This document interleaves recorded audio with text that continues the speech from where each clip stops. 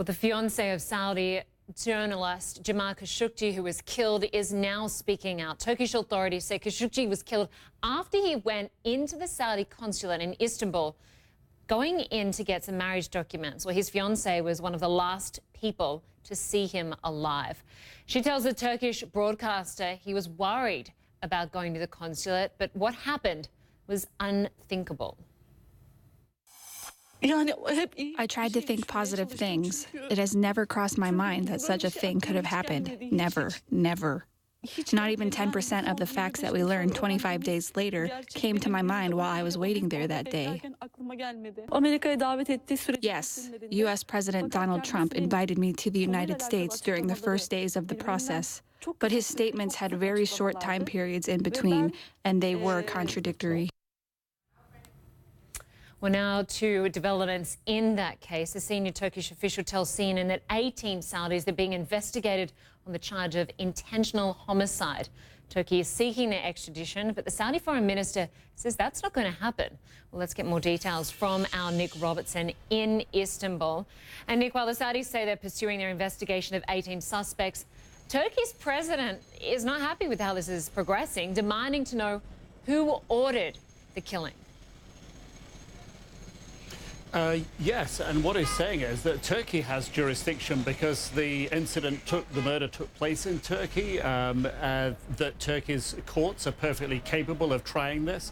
Indeed, he says if Saudi Arabia wants to show the world that it's cooperating, that it's ready for a transparent investigation, then send these 18 Saudi men to Turkey to be tried. And I think the language that we're hearing here, that would be the language that would be with which the indictment would be based upon: intentional homicide, premeditated, and here's language you don't hear often, but this is what it is, with monstrous feelings, with the intention of making the victim suffer.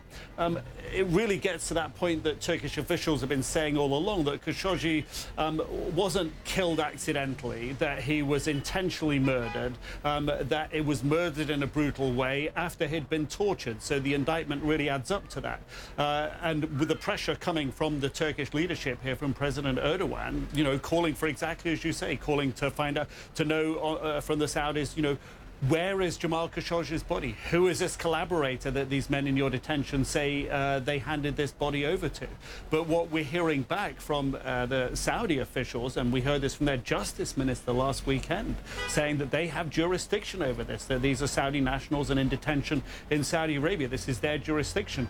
The foreign minister addressed how Saudi is perceiving the sort of international interpretation of what they've been saying so far. This is what he said.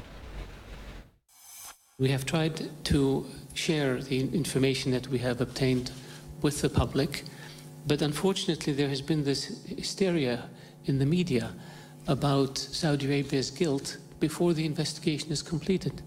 And what we say to people is wait until everything is done, then reflect on the results of the investigation, and then make a determination on whether this investigation was serious or not, but not from the get-go. So what it appears the Saudi foreign minister is referring to there is a sort of 5 different iterations of their own analysis of how this all happened, how Khashoggi's murder took place. President Trump has called this the worst cover-up ever. So it seems that Foreign Minister Joubert is making reference to the fact that the Saudi narrative has really got people talking because it's been inconsistent. Tomorrow, Sunday here in Turkey, the Saudi chief prosecutor comes here to meet with his opposite number here in Turkey. So I think the lines are beginning to be drawn about jurisdiction, and both sides are deep in opposition to each other. They both want to try these 18 men. They certainly are. All right, we'll have to see how that plays out tomorrow. Nick Robertson for us in Istanbul. Thanks so much.